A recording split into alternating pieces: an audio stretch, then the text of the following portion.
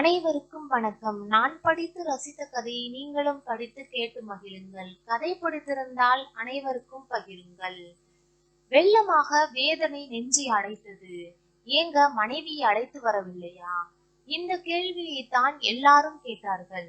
சோகத்தை இதயத்திலேயே மறைத்துக் கொண்டு வரட்டு புன்னகை புரிவதை தவிர வழி என்ன இருக்கிறது? மனைவி அமைவதெல்லாம் இறைவன் கொடுத்த வரம். தத்துவ கவிஞன் கண்ணதாசனின் சத்தியமான வார்த்தைகள். ஆனால் எனக்கு மனைவி அமைவதெல்லாம் இறைவன் கெடுத்த வரம் என்றல்லவா ஆகிவிட்டது. சுற்றிலும் கிடந்த குப்பைகளை பார்த்தேன். என்னை பார்த்து ஏளனம் செய்வது போல அவை காற்றில் பறந்து கண்ணில் விழுந்தன. கண்கள் கலங்கின. தூசிப்பட்டதால் மட்டுமா? இல்லையே, என்ன செய்வேன்? சார் வரலாமா? கதவுக்கு வெளியே குரல் கேட்டது. குரலை வைத்தே அடையாளம் கண்டுபிடித்து விட்டேன். அவசரமாக கண்களை துடைத்துக் கொண்டு வெளியில் வந்தேன். Yes come in. குதூகலத்துடன் குரல் கொடுத்தேன். எழுதாத சிலையாக சரோஜா எதிரில் வந்து நின்றாள். வாமா, என்ன இந்த நேரத்தில்? பொங்கிய மகிழ்ச்சியை பூட்டி வைத்துக் கொண்டே கேள்வியை வீசினேன். கம்பராமாயணத்தில் ஒரு சந்தேகம் சார். பிரியா இருந்தா சொல்லிக் கொடுங்கள், இல்லை என்றால் பிறகு வருகிறேன். அவள் திரும்ப எத்தனித்தாள். ஒரு நல்ல ஆசிரியர் தனது மாணவர்களுக்கு எப்போதெல்லாம் சந்தேகம் வருகிறதோ அப்போதெல்லாம் தீர்த்து வைக்க வேண்டும், தட்டி கழிக்க கூடாது. உள்மனம் உளி கொண்டு தாக்கியது. தாராளமா, என்ன சந்தேகம்? இப்படி கொண்டா என்று புத்தகத்தை அவளிடமிருந்து வாங்கினேன். புத்தகம் கைமாறிய போது கைகள் மோதிக்கொண்டன. இருவரையும் ஏதோ ஒன்று தடுமாற வைத்தது. பார்வையை விலக்கிக் கொண்டு பாடத்தில் நுழைந்தேன்.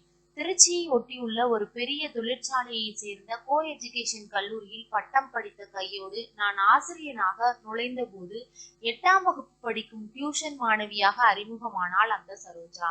தாவணி போடாத அந்த பிஞ்சு முகத்தை பார்த்து கொண்டே இருக்கலாம் போல் அப்போது இருக்கும். இன்று பெரியவளாகி படிப்பிலும் துடிப்பிலும் மற்றவர்களின் பொறாமைக்கு ஆளாகி வன தேவதை போல் வளர்ந்து நிற்கும் அவளது அழகை பற்றி அங்கலாய்க்காதவர்கள் எங்கள் பள்ளியில் எவரும் இல்லை.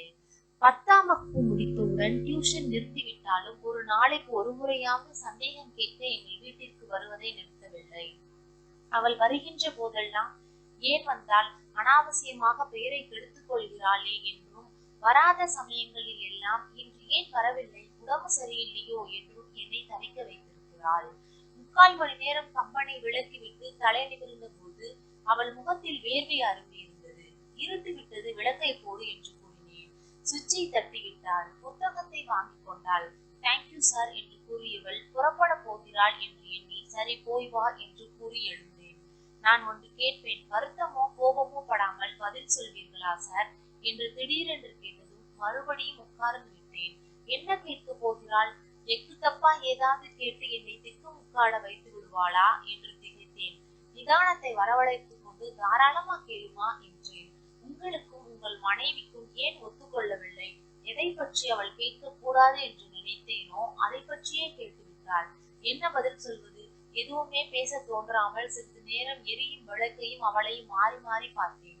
நீ சின்ன பெண் சரோஜா, குடும்பத்து சிக்கலை பற்றி சொன்னால் உனக்கு புரியாது என்று கூறிய அவளை உற்று பார்த்தேன். எனது பார்வையை எதிர்நோக்க முடியாமல் கண்களை தாழ்த்தி கொண்டாள். என்னை நீங்க இப்பவும் சின்ன பெண்ணாத்தான் நினைக்கிறீர்களா சார்? குனிந்து கொண்டே அவள் கேட்டதும் நான் அதிர்ச்சியில் நிமிர்ந்து உட்கார்ந்தேன். அவள் என்ன சொல்கிறாள் என்பது எனக்கு புரிந்தது. வேதனை பெருமூச்சை தான் என்னால் வெளியிட முடிந்தது. நீ வளர்ந்து வாளை குறித்தாட்ட நின்னாலும் என் கண்ணுக்கு சின்ன பெண்ணாகத்தான் சரோஜா தெரிகிற. எங்கோ பார்த்து கொண்டு கூறினேன். அவளை நேரடியாக பார்க்கும் துணிவு எனக்கு இல்லை. நீண்ட மௌனம் நேரத்தை விழுங்கியது. நான் கேட்ட கேள்விக்கு பதில் சொல்லலையே நீங்க என்று அவள் மௌனத்தை வார்த்தையால் கிழித்தாள். என்ன கேட்ட? தெரிந்த கேள்வியையே திரும்ப கேட்டேன். உங்களுக்கும் அக்காவுக்கும் ஏன் ஒத்துக்கொள்ளவில்லை என்று முதலில் கேட்ட கேள்வியை மறுபடியும் அழுத்தி கேட்டாள். என்ன பதில் சொல்வது? எப்படி பதில் சொல்வது? சரோஜா, இப்போது இருட்டிவிட்டது. இதற்கு மேலும் நீ நின்று கொண்டிருந்தால் யாராவது வந்தால் தப்பாக நினைப்பார்கள். இன்றைக்கு நீ வீட்டுக்கு போ. பிறகு ஒரு நாள் ஓய்வு கிடைக்கும் போது வா. எல்லாவற்றையும் விவரமாக சொல்கிறேன். இப்போதைக்கு அவளை இங்கிருந்து அனுப்பினால் போதும் என்று எனக்கு பட்டது. அமைதியாக வெளியேறிய அவள் வாசலை நெருங்கியதும் நின்றாள். தன்னையே நம்பாதவங்க தான் ஊருக்கும் உலகத்துக்கும் பயப்படுவாங்க சார். அந்த வரிசையில் நீங்களும் இருக்கிறதை நினைச்சா எனக்கு வருத்தமா தான் சார் இருக்கு. இன்றைக்கு போகிறேன். நாளைக்கு கட்டாயம் வெளிச்சத்தோட வருவேன். அப்பவாது என்னிடம் மனம் திறந்து பேசுவீங்களான்னு பார்க்கிறேன் என்று கூறிவிட்டு விருட்டென்று வெளியேறினாள். தன்னையே நம்பாதவங்க தான் அவள் சொல்லிவிட்டு போன வார்த்தைகள் நெஞ்சில் சுட்டன. நான் என்னையே நம்பவில்லையா? என்னையே கேட்டுக்கொண்டேன். எத்தனை முறை சரோஜாவிடம் சிடுசுடுப்புடன் எரிந்து விழுந்திருப்பேன். மாணவர்கள் மத்தியில் வகுப்பறையில் ஒன்றை போய் உறவாடும் நான் தனியாக யாராவது ஒரு மாணவி வீடு தேடி வந்துவிட்டால் மட்டும் ஏன் இப்படி எரிந்து விழுகிறேன்? அவள் சொன்னது போல் எனக்கே என் மேல் நம்பிக்கை இல்லையா? 7 ஆண்டுகளில் எப்படிப்பட்ட அனுபவங்கள்!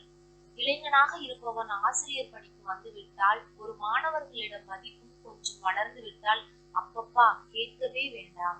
இந்த பணிக்கு வந்த பிறகு என் நிலைமை இப்படித்தான் திக்கு முக்காடி போனது. ஆரம்பத்தில் திருமணமே வேண்டாம் என்றுதான் பிடிவாதமாக இருந்து பார்த்தேன். விளைவுதான் விபரீதம் ஆகிவிட்டது. எந்த மாணவியுடன் நின்று பேசினாலும் அந்த மாணவியையும் என்னையும் நினைத்து பேசிவிட்டார்கள். என்னை சுற்றி என்ன நடக்கிறது என்று தெரிந்து கொண்டே எதுவும் தெரியாதது போல் எப்படி இருப்பது? பாவாடை கட்டிய சரோஜா தாவணி போட்டவளாக என்னை சுற்றியே வளைய வந்த போதுதான் என்ன செய்வது என்று எதுவும் புரியாமல் புலம்பினேன். ஒரு நாள் பள்ளிக்கு போகாவிட்டாலும் மறுநாள் வீடு தேடி வந்து ஏன் நீங்கள் நேற்று பள்ளிக்கு வரவில்லை என்று அவள் அக்கறையாக கேட்டபோது எல்லாம் வளர்ந்து நின்று அவளது உருவத்திற்குள் இருந்த குழந்தை மனம் எனக்கு புரிந்தது. மற்றவர்கள் புரிந்து கொள்ளவில்லையே, என்ன செய்வது? 3 ஆண்டுகளுக்கு முன் திடீரென ஒரு நாள் மாலை நேரத்தில் அப்பா வந்து நின்ற போது அம்மாவுக்குத்தான் உடம்பு சரியில்லையோ என்று பதறி போனேன். அம்மா நல்லாத்தான் இருக்கிறாள். உனக்கு பெண் பார்த்து முடித்து விட்டோம். பத்திரிகை அடிக்க கொடுத்து விட்டு போகத்தான் வந்தேன் என்று மொத்தமாக முழு விஷயத்தையும் கூறிய போது என்ன பதில் சொல்வது என்று யோசித்து முடிப்பதற்குள் அப்பாவே தொடர்ந்தார். எப்ப எது எது என் மகனுக்கு அவசியம் என்று எனக்கு தெரியும் தம்பி. அதனால் தான் உன்னை கேட்காமலே இந்த நல்ல காரியத்தை பேசி முடித்தேன். ஒன்றும் யோசிக்காமல் கல்யாணத்துக்கு 1 மாதம் லீவு போட்டுவிட்டு வந்து சேர். அவர் படபடத்து விட்டு புறப்பட்ட போது என்னால் சிலையாகத்தான் நிற்க முடிந்தது. என்ன சார், கல்யாணமா? வெரி குட், கங்க்ராச்சுலேஷன்ஸ் என்று கலகலப்பாக கூறிக்கொண்டு உள்ளே நுழைந்த சரோஜாவை கண்டு நான் சுயநிலைக்கு வந்தேன். உனக்கு எப்படி தெரியும்? கஷ்டப்பட்டு புன்னகையை வரவழைத்துக் கொண்டு கேட்டேன். உங்க அப்பா உங்களிடம் பேசிக் கொண்டிருந்தப்பவே வந்து விட்டேனே. கலங்கமற்று அவள் சிரித்த போது என்னால் தாங்க முடியவில்லை. இந்த கல்யாணத்துக்கு நான் ஒத்துக்கணும்னு நீ நினைக்கிறியா சரோஜா? தவிப்போடு கேட்டேன். நான் என்ன நினைச்சு என்ன சார் ஆக போகுது? உங்க அப்பா நினைக்கிறாரு, ஒத்துக்கோங்க. அவளது வார்த்தைகளிலேயே அவள் உள்ளம் புரிந்தது. எப்படியோ உங்களுக்கு வரப்போகிற பொண்ணு ரொம்ப கொடுத்து வச்சவங்க சார் என்றவள் சிரிக்க முயன்றாள். அழுகைதான் வெடித்துக் கொண்டு வெளிவந்தது. ஐ எம் சாரி சரோஜா என்று பெருமூச்சு விட்ட நான், நீ சின்ன பொண்ணு, உனக்கு இதுக்கு மேல எதை சொல்றது என்று கேட்டு நிறுத்தினேன். எல்லாரும் என்னை பெரியவளா நினைச்சு பேச தவிக்கிறாங்க. நீங்க மட்டும்தான் சார் இன்னும் சின்ன பொண்ணாவே நினைச்சுக்கிட்டு இருக்கீங்க. எது எப்படியோ நிறைவேறாத விருப்பத்தை பற்றி வெளியில் சொல்லிவிட்டு வேதனைப்படுவதை விட மனதிலேயே மூடி வைத்து அடிக்கடி நினைச்சு பார்த்து ஏங்குறதுல கூட ஒரு சுகம் இருக்கத்தான் செய்யுது. இப்படி கூறியவள் விருட்டென்று வெளியேறினாள். சிலருடைய கல்யாணம் சொர்க்கத்தில் நிச்சயிக்கப்படுகிறது, சிலருடைய கல்யாணம் ரொக்கத்தில் நிச்சயிக்கப்படுகிறது. ஆனால் என் கல்யாணம் துக்கத்தில் நிச்சயிக்கப்பட்டது. ஒரு லட்சிய மனைவியை எதிர்பார்த்து எனக்கு எதிலுமே அலட்சியமாக நடந்து கொள்ளக்கூடிய மனைவிதான் கிடைத்தாள். 3 ஆண்டு இல்வாழ்வு 30 ஆண்டு வாழ்வாக வெறுத்து விட்டது. கடந்த காலத்தை நினைத்து பார்த்த நான் இரவு சாப்பாட்டிற்காக எழுந்தேன். சொல்லி வைத்தது போல் மறுநாள் மாலை சீக்கிரமாகவே சரோஜா வந்து விட்டாள். எனக்குத்தான் அவளை நிமிர்ந்து பார்த்து கலகலப்பாக பேச முடியவில்லை. குனிந்து கொண்டே, வாமா, இன்று என்ன சந்தேகம் என்றேன். நேற்று கேட்ட சந்தேகத்தை தீர்த்து கொண்டு போகலாம்னு தான் வந்தேன். சிரித்து கொண்டே அவள் கூறியது ஆச்சரியமாக இருந்தது. எந்த சூழ்நிலையிலும் இவளால் மட்டும் எப்படி சிரிக்க முடிகிறது? எனக்கு திருமணம் ஆனதிலிருந்து என் மனைவியுடன் நீ தினமும் பழகுகிறாய் இல்லையா? ஆமா. அவளை பற்றி உன்னால எந்த அளவுக்கு புரிந்து கொள்ள முடிகிறது? உண்மையாக சொன்னால் இப்படி ஒரு முட்டாள்தனமான பெண் இருப்பாளான்னு சந்தேகமாகத்தான் இருந்தது. அதுதான் சரோஜா எங்களுக்குள் சிக்கல். என் அளவுக்கு படிக்காவிட்டாலும் ஓரளவுக்காவது படித்திருப்பாள் என்றுதான் நினைத்தேன். கல்யாணத்துக்கு பிறகுதான் எல்லா வகையிலுமே நான் ஏமாந்து விட்டேன் என்பது புரிந்தது. ஏமாற்றத்தோடு வாழ்க்கையை கடத்தலாம் என்றாலும் அவள் ஒத்து வராமலே அடிக்கடி ஊருக்கு போய்விடுகிறாள். காரணம் தெரியவில்லை, கண்டுபிடிக்க முடியவில்லை. இது பற்றி உங்கள் பெற்றோருக்கு தெரியுமா சார்? கொஞ்சம் தெரியும் என்று நினைக்கிறேன். முழுமையாக தெரிந்தால் அவர்கள் மிகவும் வருந்துவார்களே என்று நான் வேதனையை எனக்குள் விழுங்குகிறேன். நல்லா தெரிஞ்சுக்காமலே என் அப்பாவும் அம்மாவும் ஏமாந்துட்டாங்க சரோஜா. பெரியவங்களே ஏமாந்துட்டப்ப நான் என்ன செய்ய முடியும்? ஏமாற்றம் ஒவ்வொருவருக்கும் ஒவ்வொரு விதத்தில் அமைந்து போவதில்ல. இருந்தாலும் எனக்கு ஏற்பட்ட ஏமாற்றம், என்னால் அதற்கு மேல் பேச முடியவில்லை. துக்கம் தொண்டையை அடைத்துக் கொண்டது. எங்கோ வெறித்து பார்த்தபடி உட்கார்ந்து விட்டேன். கண்களில் வடிந்த கண்ணீரை கூட துடைக்க மறந்தவனாய் சில்லென்று எதுவோ பட்டவுடன் தான் திடுக்கிட்டு விழித்தேன். சரோஜாவின் பூங்கரம் என் கண்ணீரை துடைத்துக் கொண்டிருந்தது. சாரி சரோஜா, என்னை மறந்து விட்டேன். பதறி அவள் கையை விளக்க முயன்றேன். இருட்டி விட்டது சார், யாராவது வந்தால் தப்பாக நினைப்பார்கள் என்று மெதுவாக என்னிடமிருந்து விலகியவள் விளக்கு சுவிட்சை போட்டாள். நானும் என்னை உணர்ந்து கொண்டு நிமிர்ந்து உட்கார்ந்தேன். இருட்டு இருக்கும் போது எல்லா தவறும் சுலபமாகி விடுகிறது அல்லவா? யார் தவறு செய்தாலும் நீங்க தவறு செய்ய மாட்டீங்கன்னு எனக்கு தெரியும் சார். கவலைப்படாதீங்க. உங்களது எல்லா ஆசைகளையும் நாளை நிறைவேற்றி வைக்கிறேன். அவள் என்ன சொல்கிறாள் என்று புரிந்து கொள்ள முடியாமல் பரிதாபமாக அவளை பார்த்தேன். நாளைக்கும் இங்கு வருவேன் சார். மாலையிலே இல்ல, இரவிலே. அப்போ எல்லாம் புரியும். கவலைப்படாதீங்க என்று கூறியவள் வேகமாக வெளியேறி விட்டாள். அவள் எதற்காக இரவு நேரத்தில் வர வேண்டும்? எனக்குள் பரபரப்பும் படபடப்பும் அதிகமாகியது. நேரம் என்ன ஆகியிருக்கும் என்று எனக்கே தெரியவில்லை. விளக்கு போடவும் விருப்பமில்லை. மணி ஓடிக்கொண்டிருந்தது. இன்னும் ஏன் வரவில்லை? குழப்பத்தோடு வீட்டிற்குள் நடந்தேன். சார் வரலாமா? வந்து விட்டாள். என்ன கேட்க போகிறாள்? ஆவலுடன் கதவை திறந்தேன். வா சரோஜா. அவளை தொடர்ந்து இருட்டில் இன்னொரு உருவம் நுழைந்தது. யார் அது? சொல்றேன். ஏன் இப்படி இருட்டில் உட்கார்ந்து இருக்கீங்க? விளக்கை போடுங்க. வேகமாக சென்று விளக்கை போட்டேன். எதிரே சரோஜா களைப்புடன் நின்றாள். அவள் பக்கத்தில் என்னால் நம்ப முடியவில்லை. சரோஜா, இவ தடுமாறினேன். என்ன அப்படி பாக்குறீங்க? உங்க மனைவிதான் சார். அக்கா, ஏன் பேசாமல் நிக்கிறீங்க? எவ்வளவு நாள் கழித்து வந்திருக்கீங்க?